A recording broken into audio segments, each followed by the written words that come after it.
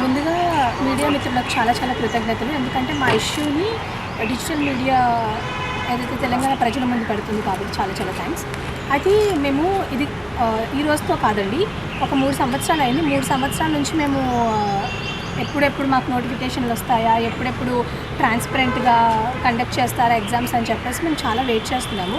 కాకపోతే కాంగ్రెస్ ప్రభుత్వం వచ్చినాక మీకు అందరికి తెలిసిందే, ఏది బాగుపడలేదు, ఎవరి జీవితాలు కూడా బాగుపడలేదు. తెలంగాణలో ఎక్కడ పెట్టినా గొంగడే అక్కడే ఉన్నట్టు మా జీవితాలు కూడా అట్లాగే ఉన్నాయి.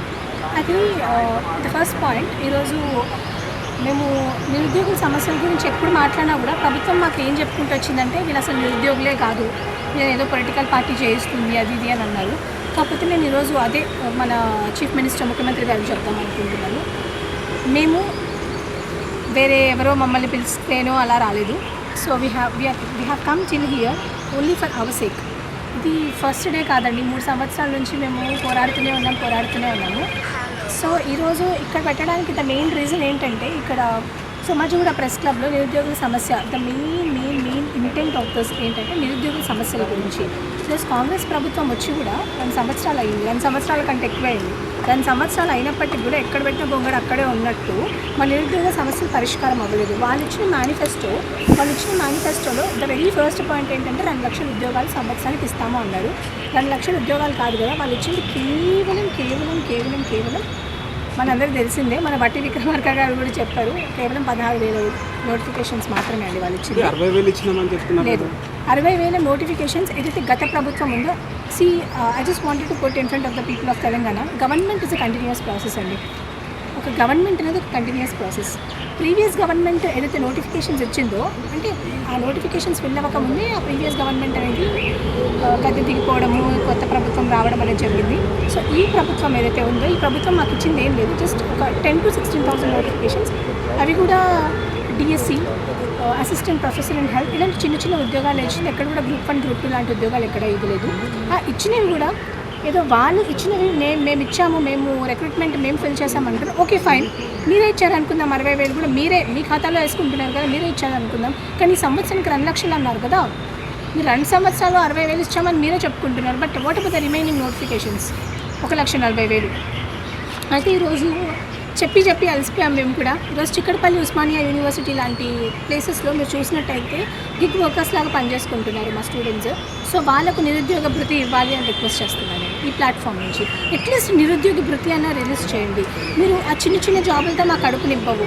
సో ఏదైతే నోటిఫికేషన్స్ మీరు ఇస్తామన్నారో అది ఇవ్వాలని కోరుకుంటున్నాను. And what ever the GO 29 వల్ల చాలా మార్జినలైజ్ కమ్యూనిటీస్ సఫర్ అయ్యాయి. ఈరోజు ఇది state of Telangana SC, ST, BC communities are suffering only because of GO 29. So I'm requesting the current Congress government to amend ఈ GO 29 ఏదైతే ఉందో తీసి GO 55 ప్రకారం మాకు ఉద్యోగాలు ఇవ్వాలని కోరుకుంటున్నాను. అండ్ TGPSC ఏదైతే ఉందో దాన్ని ప్రక్షాళన చేసి UPSC బోర్డుకి అప్పగిస్తామన్నారు.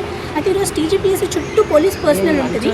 ఆ పోలీస్ పర్సనల్ లేకుండా మాకు మేము TGPSCకి వెళ్ళి ఏదైనా రిక్వెస్ట్ చేసుకునే విధంగా ఉండాలని కోరుకుంటున్నాను. ఇప్పుడు ఈ ప్రభుత్వం కూడా మహిళలకు ప్రాధాన్యత ఇస్తున్నారు కదా అనేసి కూడా ఏం చెప్తున్నారు?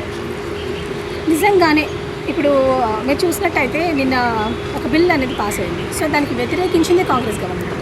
ఈరోజు రేవంత్ రెడ్డి గారు తెలంగాణలో ఏమంటారంటే, నేను మహిళల్ని కోట్లాధికారం చేస్తాను, అంటే ఒక్కొక్కరిని నేను రిచ్ చేస్తాను, ఆంటర్ప్రినర్ చేస్తాను అంటారు మన రేవంత్ రెడ్డి గారు. ఒక ఫ్రీ బస్ ఇచ్చినంత మాత్రం మహిళలు ఆంటర్ప్రినర్స్ అవ్వరు. ఇది నేను చెప్దాం అనుకుంటున్నాను.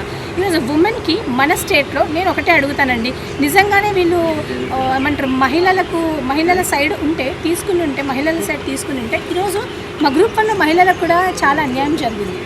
సో కాంగ్రెస్ పార్టీ ఎప్పుడు చూసినా చెప్పడం తప్పితే చేయడం ఏముండదు, యాజ్ వీ ఆల్ నో. ఎందుకంటే మనం ఈ 10 సంవత్సరాలు మాత్రమే. ఇంతకుముందు 70 years the ruling when the Congress government is there, అప్పుడు కూడా మీకు తెలుసు ఇందిరాగాంధీ సొంతంగా ఆమె పరిపాలన చేశారు, ఎంత ఇబ్బంది పెట్టారో కూడా తెలుసు. సో కాంగ్రెస్ గవర్నమెంట్ చెప్పేది ఒకటి చేసేది ఒకటి. నాట్ ఓన్లీ మహిళల గురించే కాదండి, ఈ డిక్లరేషన్, ఈ ఉమెన్ రిజర్వేషన్ గురించే కాదు, ఈవెన్ BC డిక్లరేషన్ అని, SC డిక్లరేషన్ అని అన్నీ చేసింది, కానీ ఏది కూడా నెరవేర్చదు.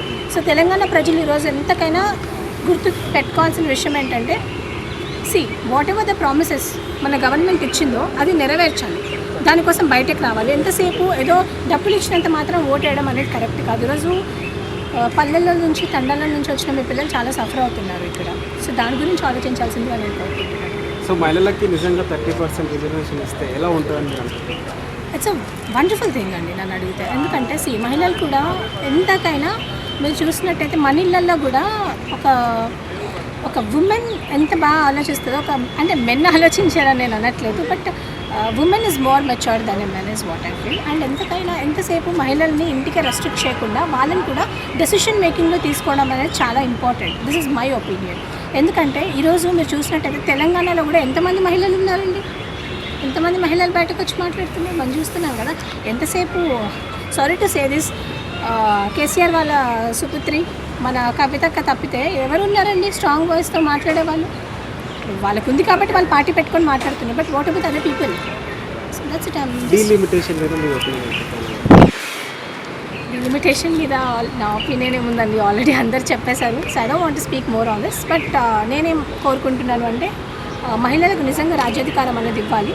And I want the notifications to be released as soon as possible.